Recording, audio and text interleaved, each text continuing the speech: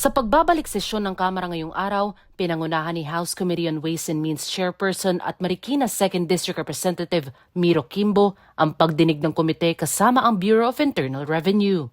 Dito'y tinalakay ni BIR Commissioner Romeo Lumagi Jr. ang comparative collection performance ng ahensya mula Enero 2019 hanggang Oktubre ngayong taon. Kabilang dito ang mga target at actual collections ng ahensya sa iba't ibang uri ng buwis.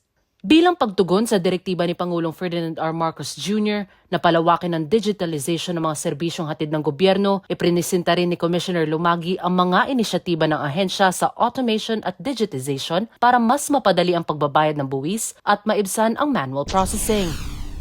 We aim to transform the BIR into a data-driven organization through a digitally empowered and resilient workforce using reliable, scalable, and robust digital technologies and infrastructure to innovate BIR services and elevate taxpayer service, essentially our DX program.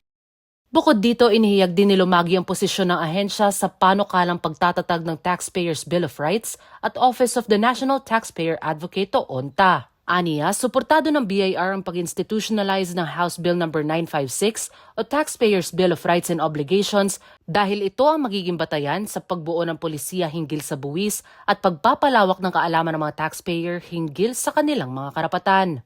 Gayunman, inihayag din ni Lumagi ang pag-aalinlangan sa pagtatag ng ONTA.